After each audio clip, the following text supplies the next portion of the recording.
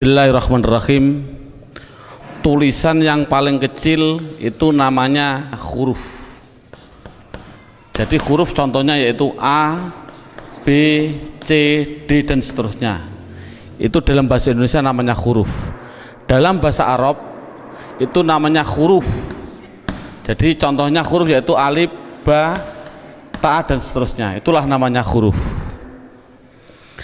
Kemudian di atas huruf yang kedua itu ada yang namanya dalam bahasa Indonesia namanya kata. Jadi kata itu apa? Kata susunan dari beberapa huruf yang mempunyai arti. Contoh, ada huruf S, A, Y, A, saya jadikan satu, itulah namanya kata.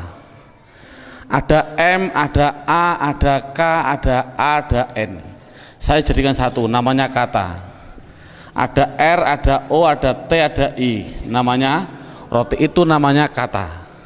Dalam bahasa Arab itu namanya kalimah.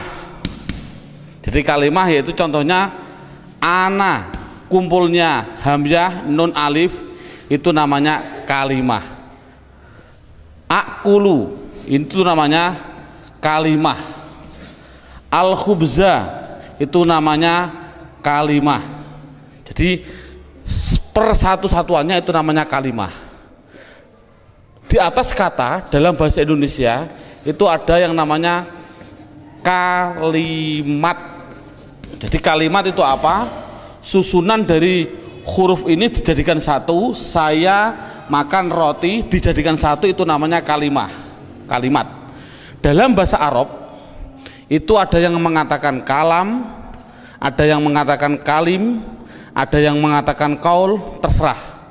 Metode ini adalah yang penting adalah menganalisa, mendeteksi tulisan Arab yang namanya kalimah. Itu pendahuluan. Sekarang dalam buku ini, metode ini ada beberapa bentuk. Yang pertama menggunakan yang namanya buku panduan, dan yang kedua harus menggunakan silabus, yaitu urut-urutan metode belajar mengajarnya seperti ini. Sekarang setelah anak sudah mengetahui bentuk tulisan, sekarang naik yang poin yang inti, yaitu dalam buku buka halaman 1 yang judulnya yaitu kalimah. Makanya tadi saya bilang yang terpenting anak bisa mendeteksi kalimah. Jadi kalimah itu ada 3. 1 kalimah isim, 2 kalimah fiil, 3 kalimah huruf. Anak dikasih suatu gambaran bahwasannya tulisan dalam Al-Quran di dunia, di Quran khususnya itu ratusan ribu. Kalau di dunia itu adalah jutaan miliar, miliaran juta. Berarti jutaan miliar itu jumlah kalimah. Contoh, saya mencontohkan, ada tulisan Arab alhamdulillahi rabbil alamin. Ini kita deteksi, yang inilah namanya kalimah. Lillahi itu namanya kalimah, Robbi namanya kalimah, alamin namanya kalimah. Padahal tulisan Arab apapun yang namanya kalimah pasti kalau tidak isim fi'il huruf. Jumlah kalimah miliaran triliun pasti hanya ada 3. Kalau contohnya alhamdulillah harus dijawab oleh anak kalau tidak isim fi'il huruf. Lillahi kalau tidak isim fi'il huruf. Robbi kalau tidak isim fi'il huruf. Alamin kalau tidak isim fi'il huruf. Selamanya. Makanya tulisan Arab di dunia itu sebenarnya hanya ada 3, yaitu isim fi'il huruf. Makanya sering saya ngasih pemikiran pada anak, tulisan apapun tulisan Arab hanya ada 3. Masuk 3 kok 3 tahun. Makanya menurut metode saya, insya Allah saya mengatakan kalau hanya ada 3 berarti per satunya itu 2 jam, makanya cukup 6 jam insya Allah praktek baca kitab. Amin Allahumma amin.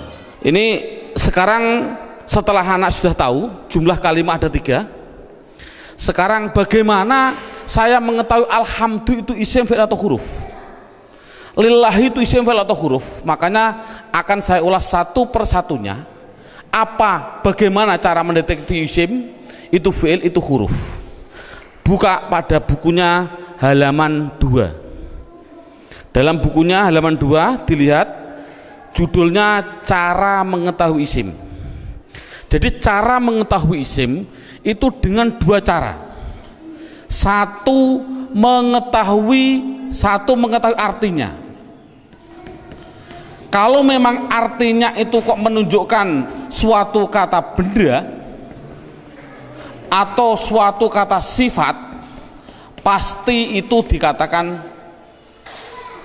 isim. Jadi isim itu kalau tahu artinya itu menunjukkan benda atau menunjukkan suatu sifat, pasti isim. Sama dengan fi'il nanti juga sama. Cara mengetahuinya fi'il dengan 2 cara sama. Satu mengetahui artinya. Kalau memang artinya menunjukkan suatu kata kerja, itu pasti fi'il. Nah di dunia ini kan hanya ada 3. Pasti kalau tidak kata benda, kata sifat, kata kerja. Saya contohkan, duduk itu kerja atau apa? Jawab saja, anak dites. Contoh saya bilang duduk, isim, fi'il atau huruf? Anak akan jawab fi'il karena artinya kerja. Saya contohkan lagi, ada tulisan Arab mim sin jim dal. Ini tulisan Arab. Kalau tulisan Arab harus dijawab lafal mim sin jim dal ini isim, fi'il atau huruf?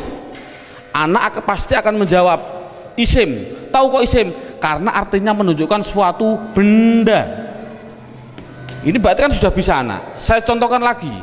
Saya bilang ada tulisan Arab, coba anak-anak lafal Arab ini jawab dengan 3 kategori, isim, fi'il atau huruf.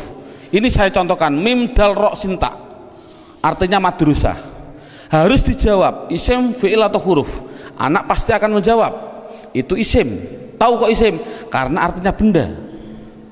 Oh 100. Jadi kalau ada apapun artinya benda atau sifat, contohnya Allahu Akbar, saya menerjemah Akbar itu artinya agung atau mulia. Ini agung itu kan suatu sifat, otomatis Akbar ini harus dijawab. Akbar itu isim, fi'il atau huruf?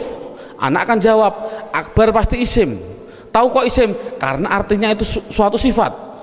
Jadi kesimpulannya adalah anak bisa mendeteksi, pertama mendeteksi isim, fi'il, huruf dari artinya. Kalau memang artinya benda atau sifat berarti isim, kalau artinya kerja berarti kalimah fi'il. Pertanyaan selanjutnya, Pak, tulisan Arab katanya miliaran triliun, di Al-Quran ada 700-an ribu. Bagaimana saya mengetahui itu isim, itu fi'il, itu huruf, padahal saya tidak tahu artinya?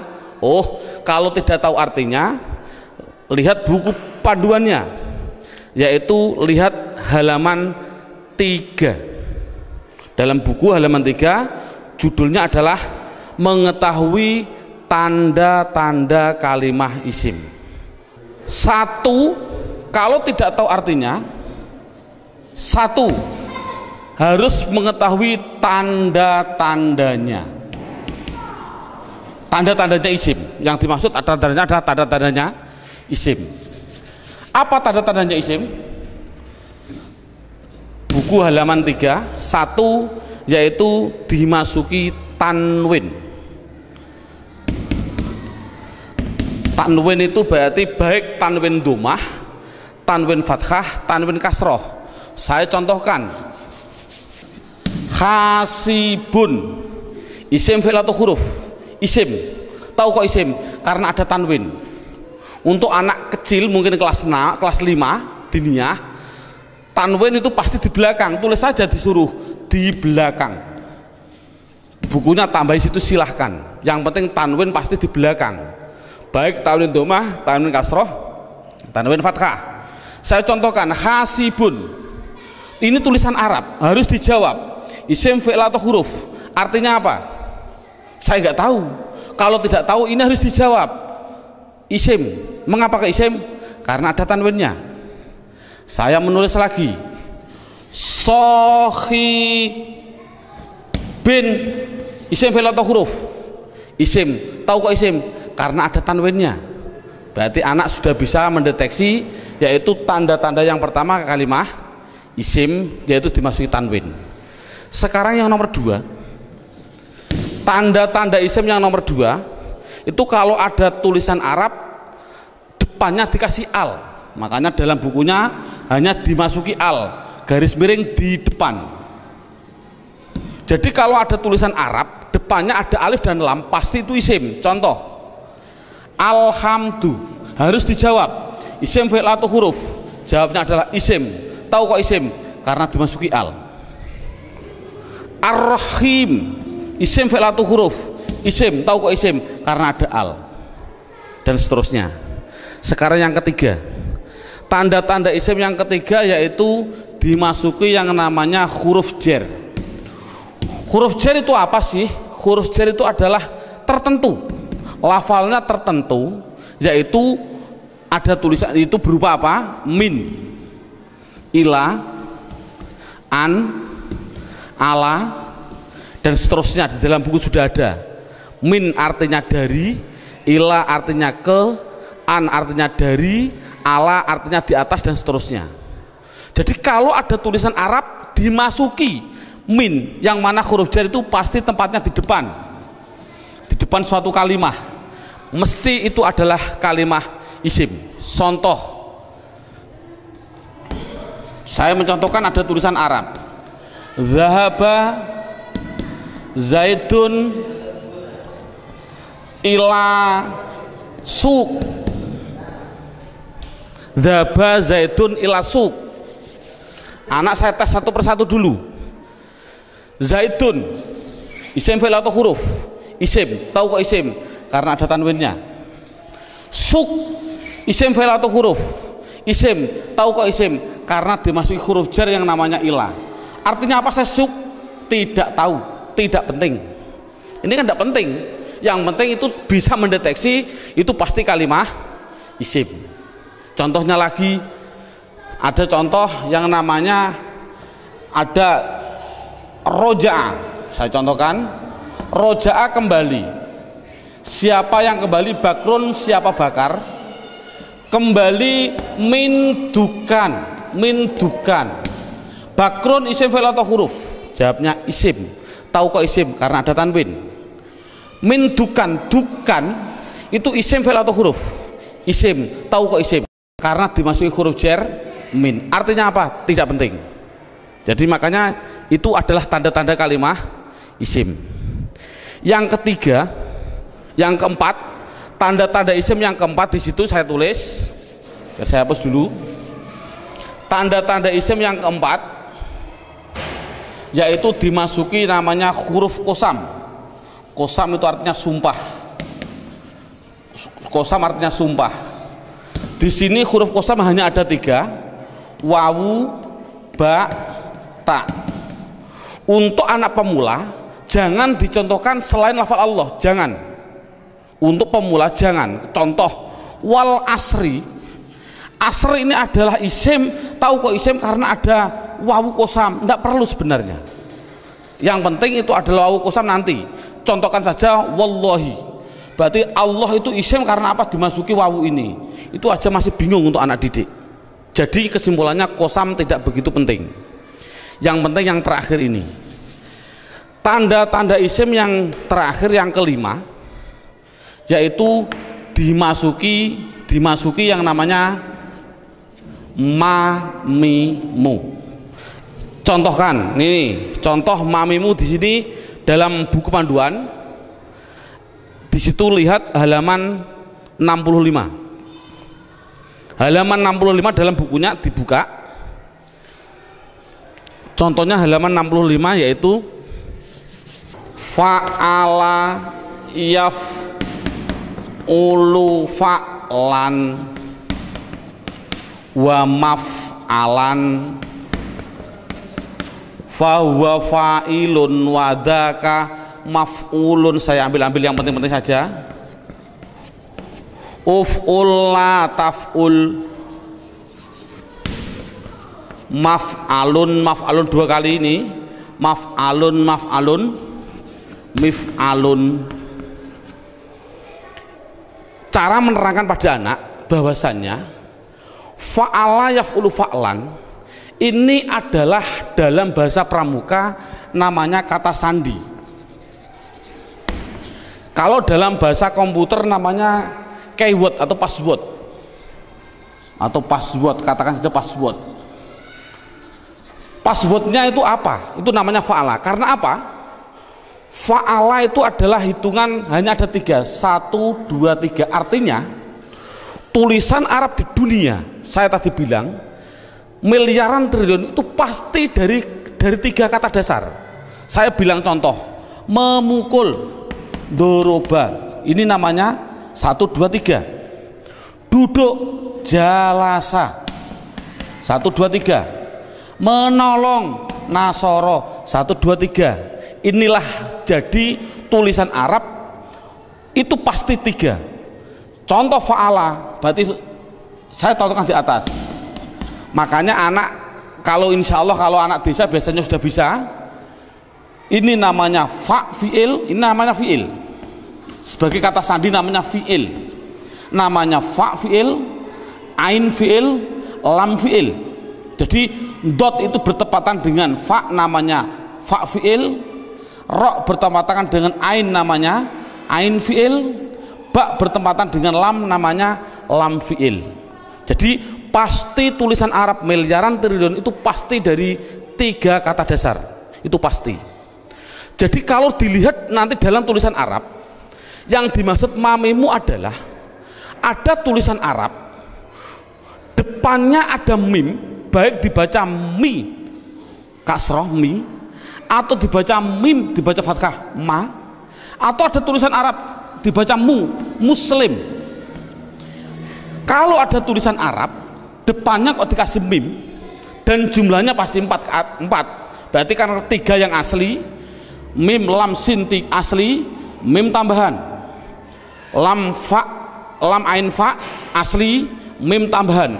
Jadi kalau ada tulisan Arab depannya ada mim, baik dibaca ma atau mi atau mu, pasti itu kalimat isim. Contoh, muslim, isim fi'il atau huruf? Jawabnya adalah isim.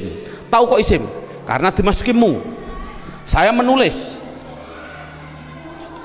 masjid, isim fi'il atau huruf? Isim. Tahu kok isim? Karena dimasuki ma. Dan seterusnya. Saya bilang madrasah, isim fi'il atau huruf? Isim. Tahu kok isim? Karena dimasuki ma. Jadi tulisan Arab kalau ada mim dibaca baik fathah, kasroh, dumah, itu pasti kalimah isim. Sekarang saya tambah sedikit suatu pengenalan. Kalau ada tulisan Arab,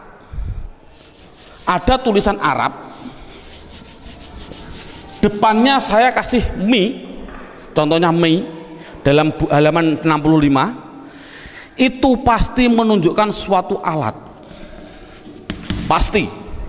Contoh saya contohkan, rowaha sama dengan fa'ala. Rowaha artinya angin. Coba kalau kasih mi bunyinya apa? Samakan dengan ini, berarti mati hidup, hidup. Rowaha kasih mi bunyinya mirwahun. Jadi mirwahun artinya adalah, karena ada mi artinya adalah alat angin. Apa alat angin? Kipas angin. Jadi kipas angin itu bahasa Arabnya adalah mirwah. Saya menuliskan lagi, kalau ada tulisan Arab di belakangnya ada tak seperti ini, tak, pasti itu hanya tambahan, tidak akan asli, pasti tambahan. Contoh, satoro. Satoro saya nulis artinya pinggir. Coba kalau kasih mi bunyinya apa? Mistorun. Tapi tak ada masalah lah. Mistorotun. Apa mistorotun? Penggaris salah. Yang betul adalah alat pinggir, yaitu penggaris sama. Jadi kan sama tujuannya, semuanya. Kalau ada tulisan Arab depannya dikasih ma, ada arti 2, yaitu mengartikan 2, namanya menunjukkan suatu tempat atau suatu waktu, menunjukkan waktu. Tinggal pilih kondisional. Untuk guru tolong hanya sebutkan saja pasti maf'a, karena nanti dalam pendalaman ada yang namanya maf'i ada, tapi tidak perlu dicontohkan pada murid. Yang penting adalah maf'a. Kalau ada lafal maf'a, pasti tinggal pilih menunjukkan tempat atau waktu. Contoh, Darosa belajar. Coba kalau kasih ma bunyinya apa? Madrosun. Kasih tak aja lah, tidak masalah lah. Apa namanya? Madrosatun. Darosa belajar. Kalau madrosatun artinya apa? Sekolahan, jangan sekolahan. Artinya itu tempat belajar, yaitu sekolahan, sama. Semuanya seperti itu semua. Kataba menulis. Coba kalau kasih ma bunyinya apa? Maktabun. Apa maktabun? Maktabun artinya tempat menulis. Apa? Meja tulis. Jadi meja tulis bahasa Arabnya maktab dan lain sebagainya. Ada yang mengatakan tempat nulis itu adalah kantor, boleh. Jadi maktabun kantor, boleh, karena memang kantor itu untuk tempat menulis juga, dan seterusnya. Setelah itu yang penting anak bisa mendeteksi kalimat isim. Ini alhamdulillah cukup sampai ini. Minimal anak bisa mendeteksi media harokat pasti isim. Karena apa? Kita semua bisa melihat yang namanya isim di media harokat itu pasti ada tanda-tandanya itu semua, kecuali satu yang namanya mudhof. Ini murid tidak perlu diterangkan, ini khusus spesial guru, karena semua media harokat bisa dideteksi itu isim. Saya bisa mendeteksi kecuali satu, apa yang namanya mudhof. Berarti mudhof. Apa mudhof itu? Nanti tidak perlu kita terangkan pada anak. Ini yang pertama. Sekarang alhamdulillah beberapa menit sudah bisa anak bisa mendeteksi tulisan Arab yang namanya isim. Sekarang kita mendeteksi yang kedua yang namanya kalimah fi'il. Kita mendeteksi yang kedua namanya kalimah fi'il. Tadi saya bilang kalimah ada 3 isim fi'il huruf. Isim mengetahui artinya, kalau benda sifat menunjukkan benda atau sifat berarti isim. Kalau tidak tahu artinya, mengetahui tanda-tandanya. Sama dengan fi'il. Kalau mengetahui artinya, itu artinya menunjukkan suatu kerja, berarti kalimah fi'il. Tadi sudah saya terangkan. Kalau tidak tahu semuanya Pak, oh sama dengan isim, yaitu mengetahui tanda-tandanya.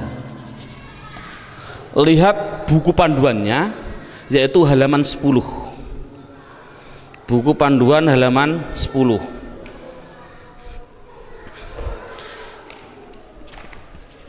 Tanda-tanda kalimah isim. 1 dimasuki kot. Di situ saya 1 dimasuki kot. Dimasuki kot.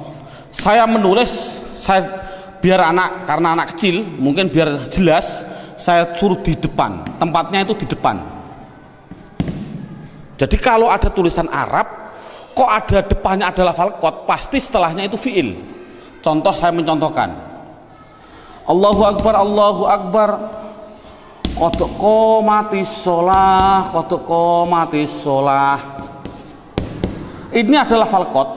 Koma itu mau tidak mau harus saya jawab itu kalimat fi'il. Tahu kok fi'il? Karena dia dimasuki kot. Ini kan paling mudah. Jadi kalau ada dimasuki kot itu namanya kalimah fi'il. Apa artinya koma? Tidak penting. Yang penting tahu itu adalah fi'il. Tanda-tanda yang kedua yaitu dimasuki yang namanya sin. Tolong lafal sin tidak usah diterangkan. Karena apa kok menerangkan? Wong saya menerangkan fi'il saja belum tahu, saya contohkan lafal sayaqulu sufa. Yaqulu itu adalah fi'il, karena apa? Dimasuki sin, tidak akan mungkin paham anak. Makanya sin adalah ditinggal dulu, karena dia belum bisa mendeteksi semuanya. Jadi sin saya tinggal. Tanda-tanda fi'il yang ketiga yaitu dimasuki yang namanya saufa. Dimasuki yang namanya saufa. Tulis saja sama, sin ya di depan, saufa ya di depan, sama. Contoh yang biasa yang sering didengarkan oleh anak, contoh saya bilang kala saufata lamun, tak lamun itu pasti saya mengatakan fi'il. Karena apa? Karena dimasuki saufa. Artinya apa? Tidak penting, karena sudah tahu itu artinya saufa. Saufa itu masuk pada kalimat tadi mesti kalimah fi'il. Ini paling mudah. Yang terakhir tanda-tanda fiil yaitu dimasuki yang namanya taknis. Saya suruh menambahi pada anak. Taknis itu saya bilang, saya tulis di belakang, tempatnya itu di belakang, dan berupa tak seperti ini yang mati. Orang Jawa bilang tak perahu lah. Jadi tak perahu. Nek ono tak perahu seperti itu pasti itu namanya kalimah fiil. Contohnya ini. Qad qomat as-shalah, aslinya itu adalah koma, itu fiil dengan dua tanda-tanda. Satu dimasuki qad, dua dimasuki ini tak, ini di belakang masuk pada kalimat ini. Jadi ada dua tanda-tanda. Coba sholat, isim fi'il atau huruf? Isim. Tahu kok isim? Karena ada al. Oh mudah. Namun sekali lagi ini mulai metode saya adalah nanti menggunakan yang namanya metode hantu. Ini contohnya. Al ini adalah alif dan lam. Yang namanya alif itu pasti mati. Yang namanya alif pasti mati. Ada mati ketemu mati, itu namanya hantu. Saya tulis mati ketemu mati namanya apa? Hantu. Orang Arab tidak senang hantu. Akhirnya biar ini hidup, akhirnya dikasih biar berdoa. Bunyinya apa?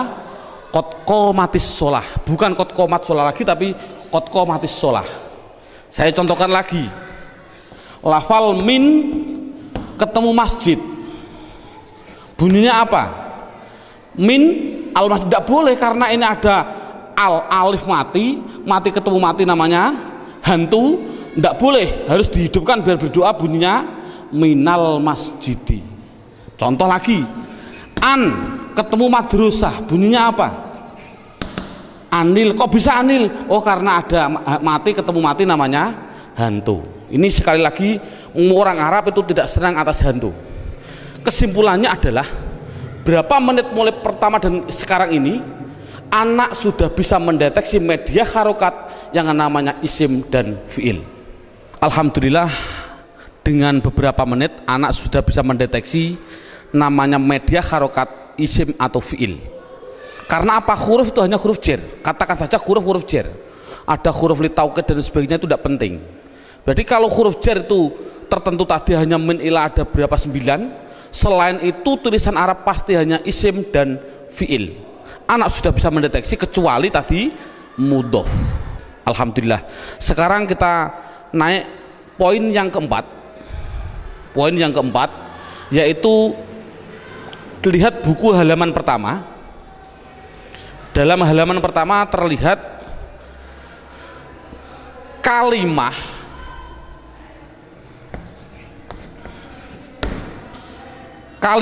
isim, fiil, huruf. Ini ada gambar kalimah pasti butuh kepada yang namanya ini garis horizontal namanya perlu. Dalam bahasa Indonesia namanya perlu, bahasa Indonesianya orang Jawa namanya butuh. Butuh itu kemarin saya dari Sumatera, butuh itu artinya sama seperti di orang Kalimantan dakar. Naudzubillah, mohon maaf sekali bahasa kasar perlu. Berarti kalimah itu pasti memerlukan yang namanya i'rab. Halaman pertama dilihat i'rab itu ada 4. Satu namanya i'rab rofa, 2 namanya i'rab nasab, 3 namanya i'rab jar, yang keempat yaitu namanya i'rab jazm. Jadi kalimah itu pasti memerlukan yang namanya i'rab. Padahal i'rab ada 4, rofa, nasab, jar, jazm. Dan perlu diketahui kalimah isim itu butuhnya hanya butuh 3, bukan 4. Fiil butuhnya yaitu 3, bukan 4. Huruf, sementara huruf tidak butuh. Jadi yang butuh i'rab itu yaitu khusus yang namanya kalimah isim dan kalimah fi'il. Apa i'rab itu nanti saya terangkan. Yang penting isim itu butuh 3. Apa namanya? Dan perlu ditulis dulu. Anak harus digaris bawahi. Rofa pasti domah, dibilang pasti. Karena pengalaman saya pada waktu kecil, Pak Guru menerangkan rofa yaitu domah, wawu, alif, nun. Itu saya juga bingung. Makanya saya melihat dalam jurumiyah ada namanya alamat asli, menunjukkan bahwasanya anak, saya punya insting, oh berarti mengapa musonef kok mengatakan asli domah, inilah mungkin metode saya harus mengikuti seperti ini. Jadi setiap anak pastikan yang namanya rofa pasti domah, yang namanya nasab pasti fathah, yang namanya jer pasti kasroh, yang namanya jazm pasti sukun. Dipastikan dulu. Jadi kalau sekarang kita lanjutkan, yang butuh i'rab itu adalah isim butuh 3. Apa-apa?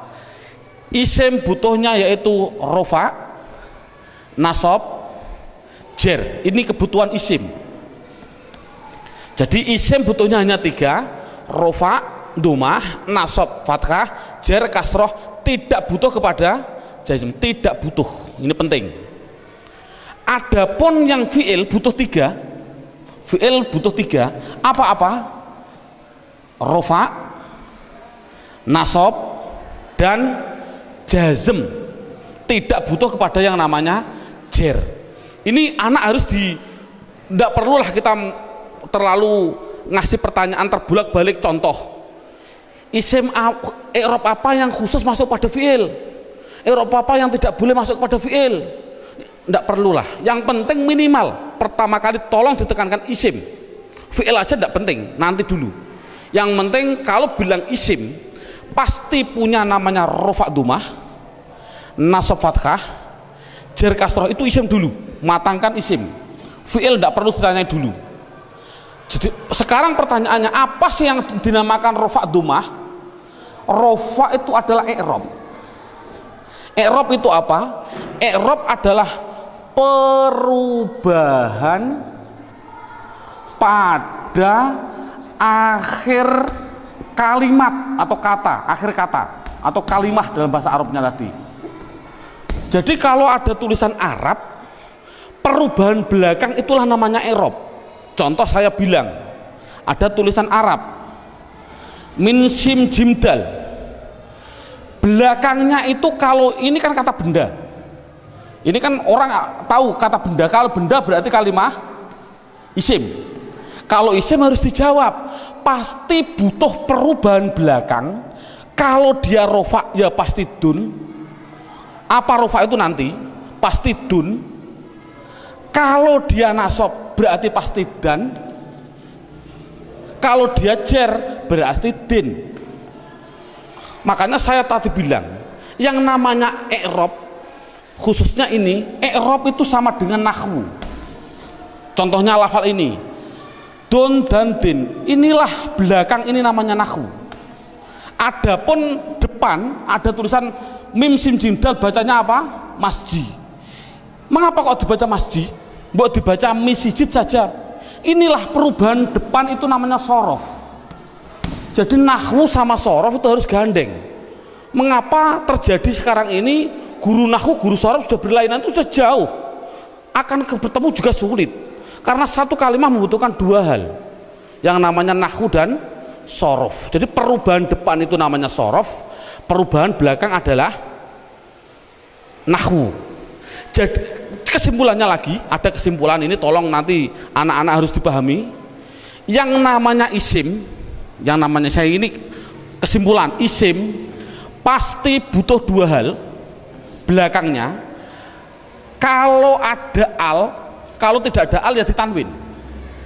Itu prinsip.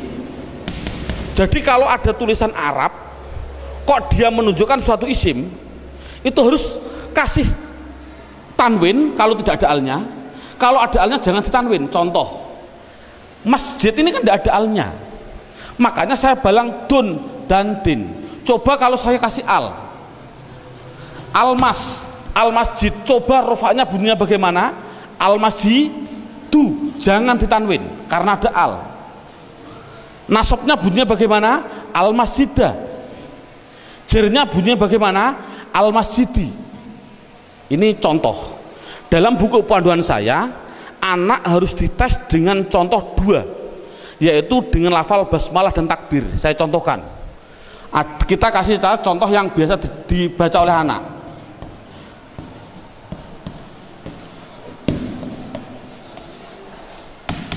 Dideteksi dulu isim fi'ilnya.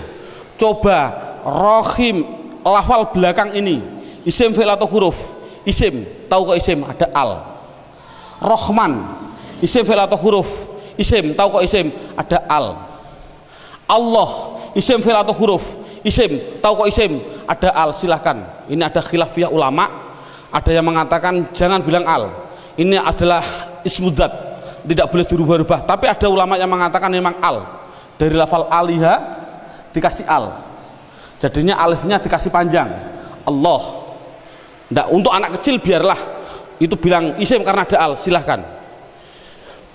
Ismi, ini isim. Tahu kok isim? Karena ada huruf jerba. Ini memang sulit. Anak pemula memang sulit, tidak begitu penting. Yang penting dikasih tahu ismi isim karena ada huruf jar masuk. Kalau ini mengatakan isim, ini isim karena ada al, ini isim karena ada al, ini isim karena ada al. Coba harokannya gimana? Bismi, loh, saya baca kasroh, berarti dia menunjukkan rufa nasab atau jer? Jer, karena kasroh. Oh 100. Bismillahi, saya kasri hi, berarti di kasroh, isim ada kasroh. Oh masuk karena dia jer berarti.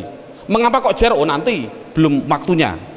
Bismillahirrohmani, mengapa saya bilang nih? Rufa nasab atau jer? Jer. Oh 100. Teruskan, Bismillahirrohmanirrohim, pasti anak jawab khim. Jawab saja mustahil. Karena sukun itu miliknya fi'il. Ini kan sukun. Sukun itu adalah miliknya kalimah. Sukun itu miliknya kalimah fi'il, padahal ini isim, berarti ini milik isim, tidak boleh. Jadi salah pada tulisan Arab Bismillahirrahmanirrahim, mimnya kok disukun, salah. Mestinya itu kalau dia isim, kalau tidak rohimu ya rohimah ya rohimi, pasti itu. Oh kebetulan di dalam Al-Quran tulisannya adalah mi, ya berarti jer.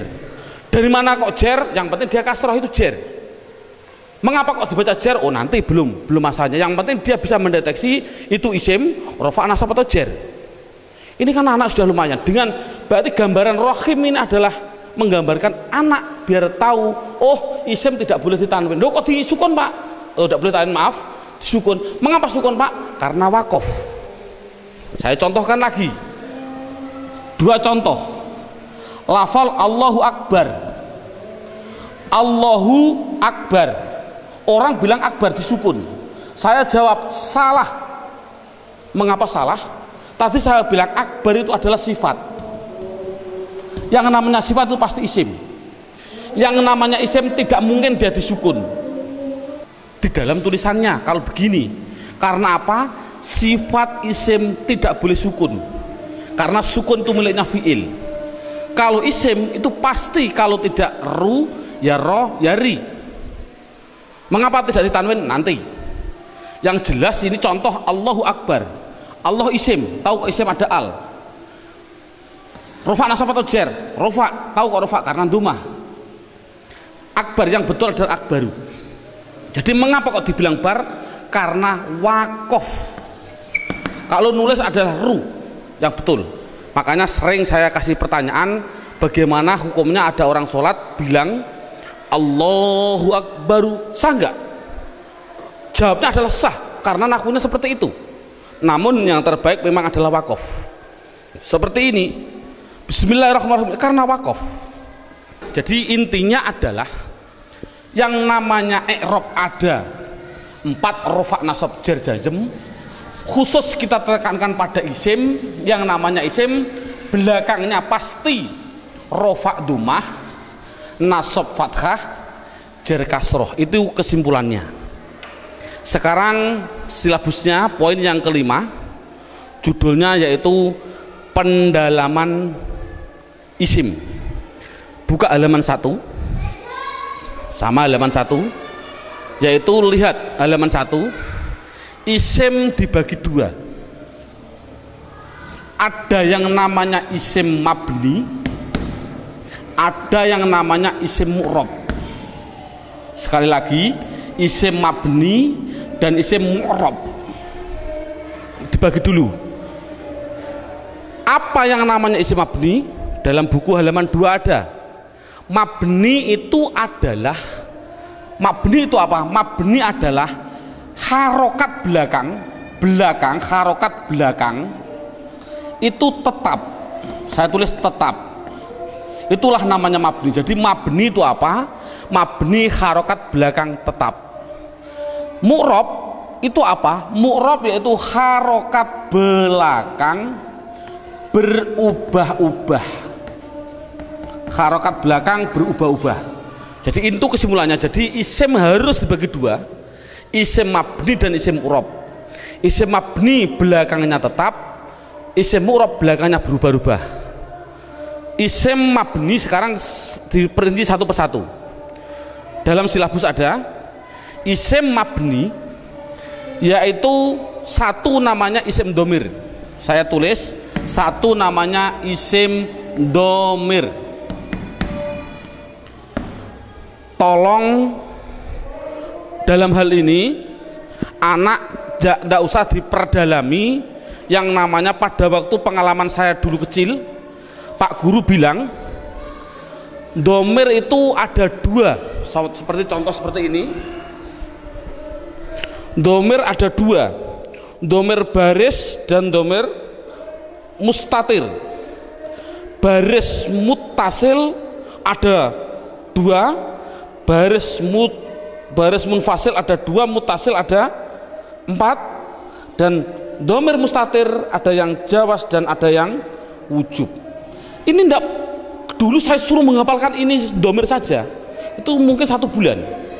Nah, menurut saya kita ambil yang pokok dulu. Dengan metode ini adalah metode saya bilang domir yang berupa domir baris munfasil rufa, yaitu pendalamannya dalam buku. Lihat halaman buku yaitu dilihat halaman 4. Halaman 4 dilihat judulnya isim domir.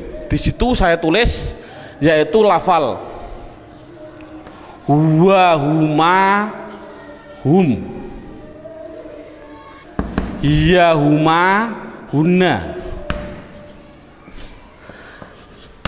anta, antuma, antum, anti, antuma, antunna. Yang terakhir ana, nahnu. Jadi jumlahnya 14. 1, 2, 3, 6, 9, 12, 14, 13, 14.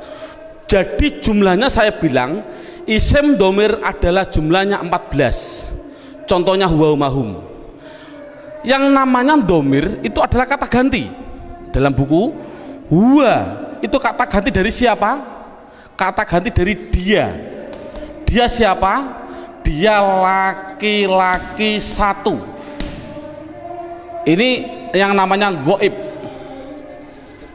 Jadi kesimpulannya huma kata ganti dari siapa? Dia laki-laki 2 yang goib. Hum kata ganti dari apa? Mereka atau mereka. Siapa mereka? Laki-laki 3 ke atas yang goib. Jadi kesimpulannya ini adalah namanya laki-laki. Ini berarti 1, 2, 3 ke atas ini perempuan. Tapi ini adalah semuanya adalah goib. Sekali lagi ini adalah goib. Berarti dia perempuan 1 goibah atau goib. Goibah.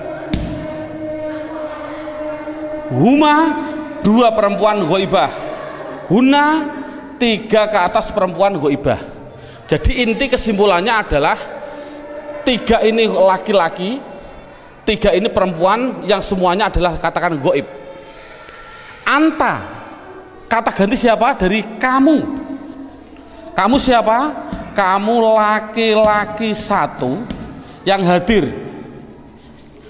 Saya simpulkan, intinya ini adalah laki-laki yang anti antuma antuna, saya simpulkan perempuan, namun dua-duanya ini namanya hadir. Namanya hadir. Ana artinya saya, nahnu artinya kita. Penjelasannya, mengapa domir dikatakan mabni? Ini anak dijelaskan dengan dua pendekatan. Contoh lafal huwa. Huwa itu kata ganti siapa? Dari dia. Dia satu orang laki-laki, satu orang Inggris. Kata gantinya juga dia. Tetap inilah akhirnya wa. Selamanya akhirnya dibaca wa. Makanya dikatakan mabni adalah belakangnya tetap, yaitu tetap dibaca fathah. Dia orang Amerika, ya sama tetap wa. Orang Indonesia, ya tetap wa. Jangan mentang-mentang orang Indonesianya orang pendek-pendek terus dibilang wi. Kalau orang Arab orangnya tinggi-tinggi wu, ndak boleh. Kesimpulannya adalah selamanya pasti akhirnya tetap berupa yang namanya wa. Itu pendekatan secara logika. Pendekatan secara nahwiyah walaupun salah, karena walaupun salah, contoh huwa dia dibaca rofa ya tetap huwa. Dia karena isim kan dibaca nasab ya tetap huwa. Dibaca jar ya tetap huwa. Sekali lagi untuk seorang guru, cara menerangkan seperti ini walaupun salah, kan tidak mungkin huwa itu adalah domir rofa, kok bisa nasab. Itu contoh seorang guru, ini penting untuk seorang guru. Ngomong ini permasalahannya, pengalaman saya keliling, pertanyaan saya itu rata-rata di dalam hal goib dan hadir. Saya bilang, apa sih artinya goib dan apa sih artinya hadir? Rata-rata orang mikir goib adalah tidak ada orangnya, hadir adalah ada orangnya, padahal salah. Pengertian goib adalah tidak diajak bicara, walaupun ada di sampingnya. Samping saya ada namanya Zaid. Ada orang tanya, Pak Zaid mau ke Semarang kok, bilang pada saya, padahal di samping saya ada Zaid. Ini namanya hadir atau goib? Goib, karena orangnya bicara sama saya, bukan pada Zaid. Jadi kata gantinya pada Zaid adalah wa. Ini menunjukkan artinya goib, yaitu jangan diartikan tidak ada orangnya, diartikan apa? Tidak diajak bicara. Kalau hadir ya berarti diajak bicara. Itu kesimpulannya adalah mabni harokat belakangnya tetap selamanya. Contoh mereka selamanya mesti hum, disukun selamanya. Jadi saya tulis di situ pertama isim domir mabni jumlahnya adalah 14. Buka seterusnya bukunya halaman 5. Yang kedua mabni yang kedua yaitu yang namanya di situ saya tulis isim isyarah. Isim isyarah tidak perlu kita terlalu banyak mencontohkan. Isim isyarah itu kita contohkan hanya yang mudah-mudah saja. Contoh isim isyarah ada 3. Ada yang namanya qorib, ada yang namanya wasit, ada yang namanya ba'id. Qorib artinya dekat, wasit artinya sedang, ba'id artinya jauh. Contoh orang bilang isyarah menunjukkan qorib iki, orang Jawa bilang iki, kalau sedang iku, kalau jauh kai, itu orang Jawa bilang. Tapi kalau orang Sunda iya eta itu ya salah, itu milik orang Indonesia, bukan bukan orang Sunda sebenarnya, tapi orang Sunda tidak punya jauh, sama dengan kita. Ini tidak, masalahnya adalah contoh korib. Kalau laki-laki hadza, kalau perempuan hadhihi, dengan dua contoh saja ini. Contoh lafal hadza, siapa ini selamanya dibaca dza, akhirnya dza, walaupun yang ditanyakan seorang kiai, seorang gubernur, seorang presiden, tetap siapa ini, man hadza, selamanya dibaca dza belakangnya, jangan berupa dzi atau du. Makanya itulah namanya mabni. Saya tidak usah menerangkan wasit, bait sudah ada. Yang jelas contohnya yaitu dalam buku panduannya sudah saya tunjukkan, yaitu isim isyarah ada 3, hadza hadhihi. Kalau sedang yaitu lafal daka dan dalika, daka dan dalika, daka dan tilka. Saya contohkan daka dan tilka. Kalau jauh saya contohkan hanya 2, dalika dan ulaika. Jadi jumlahnya yaitu ada berapa? Dalika, ulaika. Jumlahnya berapa? 1, 2, 3, 4, 5, 6. Saya katakan isim isyarah jumlahnya adalah hanya 6. Walaupun nanti pendalamannya banyak. Seorang guru tolong hanya seperti itu dulu. Terusnya mabni yang ketiga yaitu yang namanya isim mausul. Buka dalam bukunya halaman yang ke isim mausul, kata sambung. Datanglah Zaid, yang mana ja'a Zaidun alladzi. Ini isim mausul itu hanya tertentu, lafalnya tertentu. Sudah dalam bukunya ada, yaitu lafal alladzi, alladzina, alladzi, alladani, alladina. Contoh saya tidak usah nulis.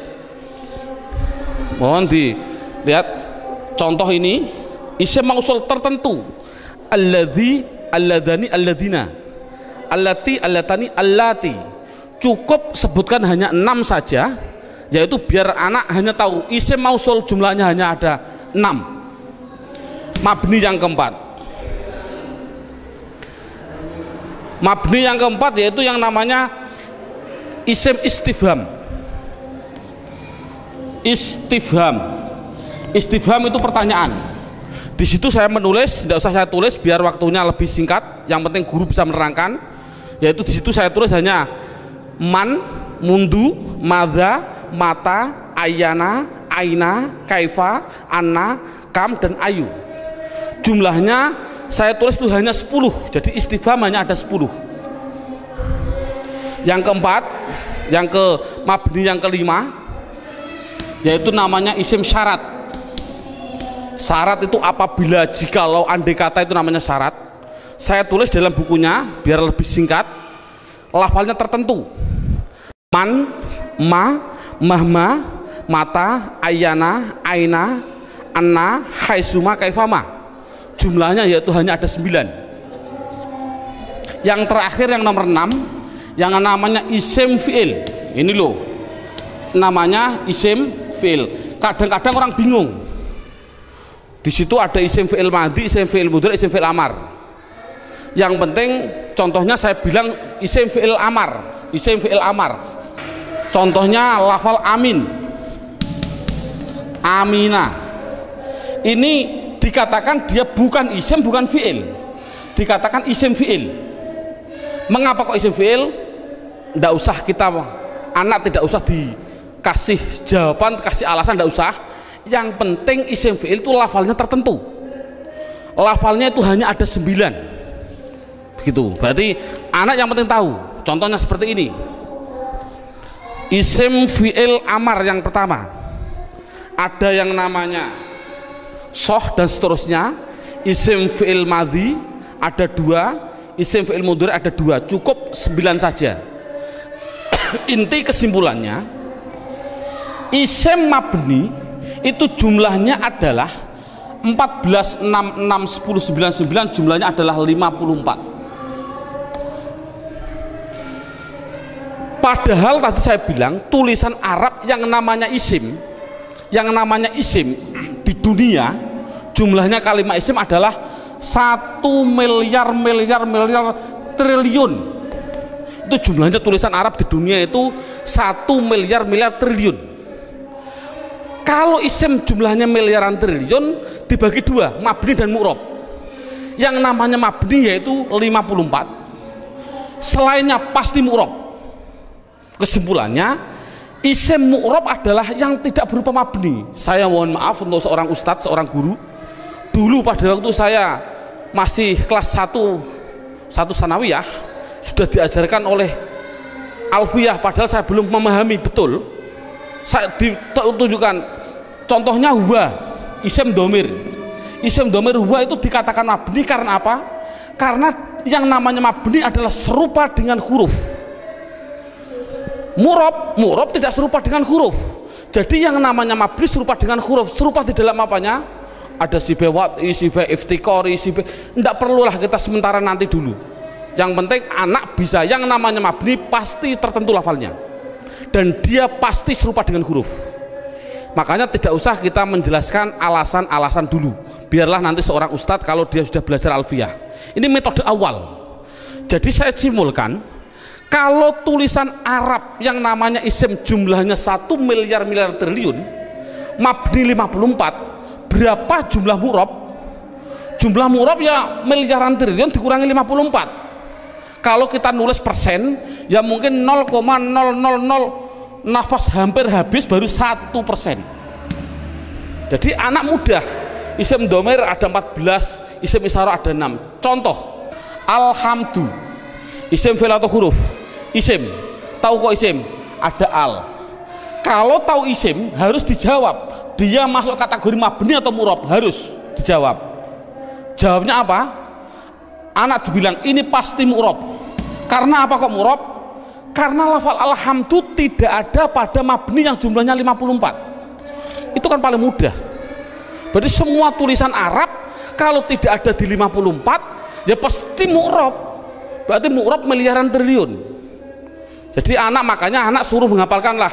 Arti tidak perlu nanti dulu. Yang penting anak bisa mendeteksi. Itu adalah mabni, jumlahnya 54, apa-apa, wa dan seterusnya. Isim isyarah tak dihafal, isim mausul hafal. Selain itu pasti mu'rob. Contoh lagi, alhamdulillahi rabbil alamin. Isim fi'il atau huruf? Isim. Tahu kok isim? Ada al. Kalau isim, jawab mabni atau mu'rob? Itu pasti, pertanyaan itu harus. Jawabnya adalah mu'rob. Tahu kok mu'rob? Karena tidak ada di mabni, gitu saja, paling simpel. Mengapa kok mu'rob? Karena tidak ada di mabni. Insya Allah anak akan bisa. Berarti bisa mendeteksi media harokat itu isim, mabni atau mu'rob, semuanya. Mulai dari bismillah, mu'rob karena tidak ada di mabni. Bismillahi Allah, mu'rob karena tidak ada di mabni. Bismillahirrahman, Rahman mesti mu'rob karena tidak ada di mabni. Rahim, mu'rob karena tidak ada. Mudah. Jadi anak sudah bisa mendeteksi itu mabni dan itu mu'rob. Sekarang pendalaman yang terakhir, pendalaman isim yang terakhir, yaitu di dalam hal mu'rob. Dalam buku panduannya lihat halaman 8. Lihat halaman 8. Halaman 8 sudah tertulis, saya tulis di situ. Halaman 8. Halaman 8 sama halaman 1 sama. Sekali lagi, halaman 8 dan halaman 1 adalah sama. Yang namanya mu'rob itu tadinya ada 6. 6 jumlah total 54. Sekarang enggak, yang namanya mu'rob 1 ada yang namanya mufrad, 2 ada yang namanya tasniyah, yang ketiga ada yang namanya jamak mudzakkar salim, yang keempat ada yang namanya jamak muannas salim, yang kelima, nah ini saya batasi cukup mu'rob, yang penting anak bisa 4, mufrad, tasniyah, jamak mudzakkar salim, jamak muannas salim. Yang kelima sampai yang ke-9 tidak penting. Sekali lagi metode ini adalah tidak penting. Karena apa? Karena mu'rab yang 4 ini itu sudah mendominasi dalam tulisan Arab, 80% dari tulisan Arab itu pasti terjadi dari 4. Makanya anak harus ditekankan di dalam 4 tadi. Berarti sekali lagi, mu'rab yang jumlahnya miliaran triliun dikurangi 54 itu harus dimasukkan di antara 4 ini. Berarti di antara 4 ini mufrad, tasniyah, jamak mudzakkar salim, jamak muannats salim. Sekarang anak diterangkan apa sih yang namanya isim mufrad. Lihat ini, mufrad itu bahasa Arab. Artinya apa mufrad? Artinya satu, baik dia seorang laki-laki atau perempuan, pokoknya satu, itu nama bahasa Arabnya mufrad. Tasniyah itu bahasa Arab. Apa sih artinya tasniyah? Tasniyah itu artinya 2, baik dia seorang laki-laki atau perempuan. Yang ketiga namanya jamak mudzakkar salim. Jamak itu artinya banyak, banyak itu artinya 3 ke atas, 3 plus. Mudzakkar artinya laki-laki, salim artinya selamat, berarti laki-laki yang selamat. Ngonoke selamat cara jayane. Yang keempat, jamak muannats salim. Jamak artinya 3 ke atas, muannats artinya perempuan, salim selamat. Jadi sementara anak dites dengan bahasa Jawa atau bahasa Indonesia, disuruh mengarabkan. Contoh saya bilang, coba saya bilang 2 buku itu mufrad atau tasniyah atau jamak mudzakkar salim atau jamak muannats salim? Jawab tasniyah. Tahu kok tasniyah? Karena artinya 2. Saya bilang 5 bakar, mufrad, tasniyah atau jamak mudzakkar atau jamak muannats? Jawab jamak mudzakkar salim. Karena apa? Artinya 5, 3 ke atas, zaid adalah, bakar adalah laki-laki. Jadi anak sudah bisa dites dengan bahasa Jawa, disuruh membahasa Arabkan. Contoh sekali lagi, 2 zaid tasniyah, 5 bakar jamak mudzakkar salim, 10 hindun itu perempuan, jamak muannats salim. Bakar 1 artinya mufrad, Zainab 1 artinya mufrad bahasa Arabnya. Nah, kalau ada tulisan Arab kok tidak berupa mabni yang jumlahnya 54, pasti harus dimasukkan mu'rab. Kalau mu'rab harus dimasukkan di antara 4 ini, harus apa mufrad, apa tasniyah, apa jamak mudzakkar salim, apa jamak muannats salim, pasti harus masuk semua tulisan mu'rab. Contoh, nah ini bagaimana saya mengetahui Pak tulisan Arab itu mufrad, tasniyah, jamak mudzakkar salim, jamak muannats salim? Lihat bukunya halaman 8. Kalau ada tulisan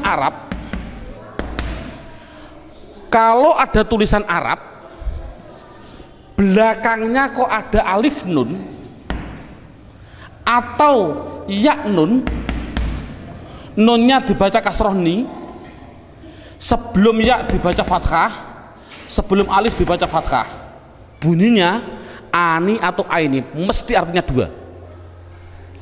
Kalau ada tulisan Arab belakangnya kok berupa wawun nun atau ya nun, nunnya tapi dibaca na, baca fathah na, sebelum ya dibaca kasroh, sebelum wawu dibaca dhammah. Kalau orang Jawa bilang una, ini berarti mati nih, atau ina tadi aini, mesti artinya 3 ke atas laki-laki. Kalau ada tulisan Arab belakangnya berupa alif dan tak, taknya tak perahu, sebelum alif dibaca fathah, taknya hanya 2, kalau tidak ton ya tin, itu pasti dikatakan jamak muannats salim.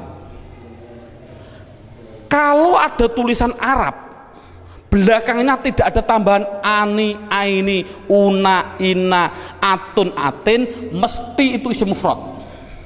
Jadi isim mufrad itu apa? Yaitu kalau tulisan Arab tidak ada belakangnya tidak ada tambahan. Saya contohkan, alhamdu, isim fi'il atau huruf? Isim. Tahu kok isim? Karena ada al. Pertanyaan selanjutnya, mabni atau mu'rab? mu'rob. Tahu kok mu'rob? Karena tidak ada di mabni. Kalau mu'rob harus dimasukkan di antara 4 ini, wajib 4 ini harus dimasukkan. Berupa apa? Mufrad. Tahu kok mufrad? Karena belakangnya tidak ada tanda-tandanya. Ani, aini. Ini kan dal. Dal ini kan tidak ada tambahannya. Oh, jadi alhamdu adalah isim mufrad. Contoh lagi. Bismillah, alhamdulillahi rabbil alamin. Alamin. Pertanyaan, isim fi'il atau huruf? Isim. Tahu kok isim? Ada al. Mabni atau mu'rob? Mu'rob. Tahu kok mu'rob? Karena tidak ada di mabni. Kalau masuk mu'rob, masukkan di antara 4 ini. Bunyinya apa? Jamak mudzakkar salim. Tahu kok jamak mudzakkar salim? Karena belakangnya ada inang, ya nun, sebelumnya dibaca kasroh. Cocok gak dengan ini? Ina. Jadi tulisan Arab mesti gitu semua. Kalau mu'rob pasti harus masuk kategori di antara 4 tadi. Ini alhamdulillah berapa jam ini anak sudah bisa 100% mendeteksi isim dan mengkategorikan di antara mabni dan mu'rob. Subhanallah, sudah bagus. Ini untuk apa isim tadi? Oh, nanti. Itu adalah setelah 3 jam. Kita istirahat dulu.